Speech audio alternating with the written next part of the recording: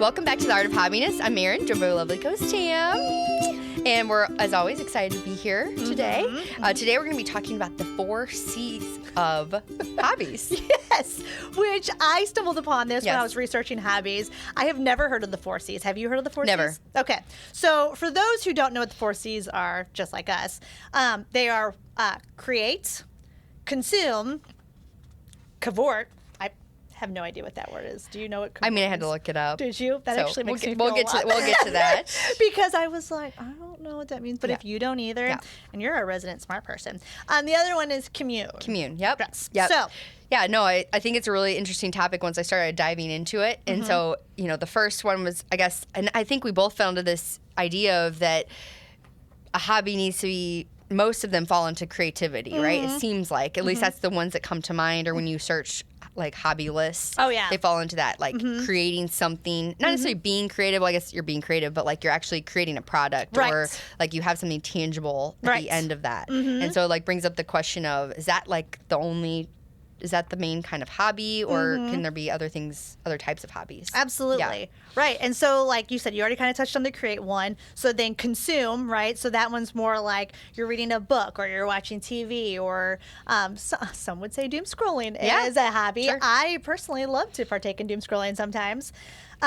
Commune, being the other one, is more like where you're connecting with other people, like kind of that community.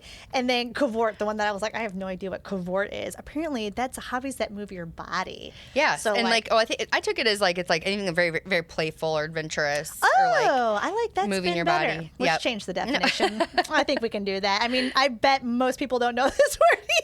But I think like playing sports could fall into that, or some sort of like absolutely. thing, some sort of playful thing, joyful thing, which all hobbies can bring you joy in different ways. Absolutely. But it just kind of begs the question of the way we define a hobby and what that means, because I think a lot of people feel like they don't have any hobbies, but really, if you dive deeper, you probably do. You have these interests or things that you like to do that aren't stereotypically defined as a hobby. And then also, it's good to have different like outlets in all of these categories, Absolutely. Do you feel that you lean towards more of a certain type of hobby when you're searching for hobbies versus others? I do. I think that, I didn't really realize this until more recently, but I would say that I'm definitely a lot of the consume hobbies, like reading, audiobooks, podcasts, things like that. Experiences, like traveling, I think would fall into that. I would like agree. Kind of consuming, experiences is more. And then the other one would be the cavort, which I didn't know. But cavorting in like physical. I can't. There's got to be a better word. I guess they were desperate for a C word. I don't know. Cavorting is fun. Yeah. So anyway, it's physical activities. So those are the two. How about you? Well, so I definitely feel like consume is definitely where I fall into. And you also do a lot of creating. I was just going to say, but I think creating kind of spills in there. So I think I kind of stay more on that realm. Cavorting doesn't sound like anything. I try to do it. Well, let me take that back. My skateboarding is a little bit cavorting. But some walking, right? I do some walking. Do I do those hobbies like excitedly like I do my consume or create? Probably not. I would probably say if I ranked them, it'd probably be consume, create, cavort. Yeah, I'd probably say that. I think cavort would be last for you, actually. Yeah. Kind of forgot about that 4C. Yeah, you're right. But yeah, I think coming back to like why is it that we feel like hobbies have to be productive or creative, like create something tangible to feel like it's worthwhile, or like and I think that just circles back to our whole hustle culture and feeling like we need to like prove our time, like that we made something, did something with our time. Yeah, well, I almost wonder, because actually, so if I'm being fully honest, like I struggle with this concept, right? I like that it creates like categories, right? I do like that, because I like that it gives me a bucket to kind of categorize the type of hobby I like, so I can look for more hobbies in that realm, right? I do like that. Yeah. What I will say is it reminds me a lot of the have you ever heard of like that saying where it's like you need to have 3 hobbies, and it's like one to make you wealthy, one for the, I don't even remember what the other 2. I probably should have prepped that for this episode. However, it reminds me of that concept that like in my mind, the saying was like trying to insinuate that you had to have 3 hobbies.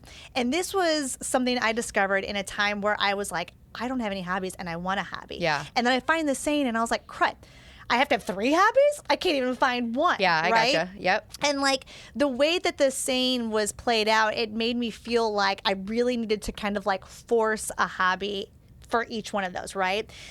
What I like about this 4 C's thing is it doesn't come off in a way that's saying that you have to have one for each. I think it's more just trying to say that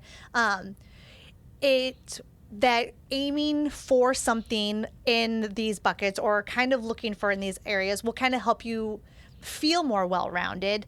But I want to make sure that people don't feel like that you have to have the 4 and like, or one in all 4 categories to be successful in that hobby realm. Am I getting across what I'm trying to say? No, I agree. I agree with what you're saying. I don't think the point is not that you have to have one in each bucket. Right. That I think to me, the way I interpret it is that it is more about learning about yourself and what you like.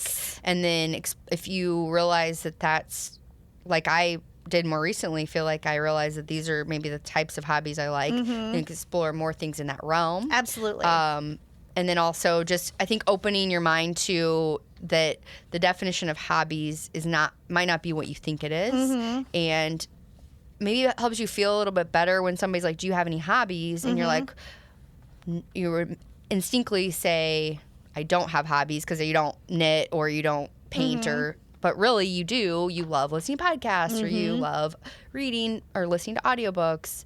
I don't know, things that you wouldn't necessarily share immediately with somebody about your hobbies. I don't know. No, I think it's hobbies are a very personal experience, right? And I think that's what you're trying to get across. And I think making sure that you reflect when you try something new and just being brave about trying something new, right? Already trying something is already a step in the right direction, right?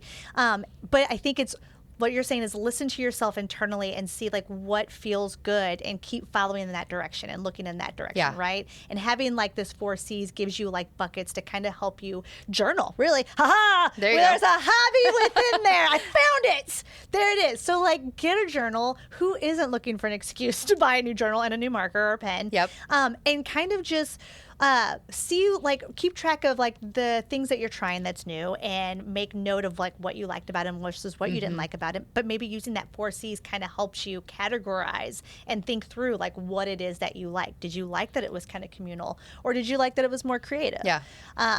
I mean, like we said, like we find that we typically gear towards a certain bucket of hobbies. Yep. And I think that's okay. Even if you get just 2 out of the 4, I think that's really just, if you get 1 out of the 4, that's success in itself, right? Yes. So I just think it's a really good concept to kind of brainstorm to use in figuring out what it is that you want to do in your hobby journey. So I just thought it was a really interesting concept that I wanted to bring up in this episode. Erin? Yeah, no, I agree. Yeah? Well said. Oh, yeah. I've been doing really good at saying things lately. Do you think before you were a mom, do you think that you would have looked at 4 C's and been like interested in it and like used it as a way to look for hobbies, or do you think? No, because I'm not someone I've never really gotten into like sitting down and journaling and like self-reflecting like in that way. I think, I just wouldn't sit down and reflect on it for a long time. Yeah. It might help spur up a little bit of like creativity, like some ideas, but I wouldn't sit and reflect on it for very long. Yeah. Probably. Interesting. How about you? I was just thinking about myself too, and I know that's kind of not what we prepped for this conversation, but like thinking for myself, I was like, I feel like that probably would have helped me a little bit in the beginning. I think if I would have had an idea of like how, like a starting point, because like I said, I would just Google and it was like the same 3 things, and it was just disappointing because it's like I've already tried these 3 things for the last 10 years. None of it's sticking. But maybe if I could have found an idea like this and would have sat, because I think I am a pro-con kind of girl. I think I could have used that as something to kind of be a little bit more successful. And I think I've kind of developed something like that through this podcast. I didn't have like the 4 C's as like a label for it. But I feel like that concept is beneficial for this in discovering hobbies for yourself. I think pre-kids, I would have really liked a concept like this. Post-kids, still would have liked it, but I found it just in a different way. Yeah. Nice. Yeah. Well, and if you're looking for a new hobby, definitely consider like looking at these different Start buckets. there, absolutely. Yeah, the 4Cs. And if you have any questions, you can always reach out to us on our socials, or you can follow us along. But otherwise, we'll talk to you guys soon. All right, bye. Thanks for listening to The Art of Hobbiness. Be sure to leave a review and rating. And for a little extra Erin and Tam fun, be sure to follow us on Instagram and Pinterest for behind-the-scenes footage of our journey to find hobbiness.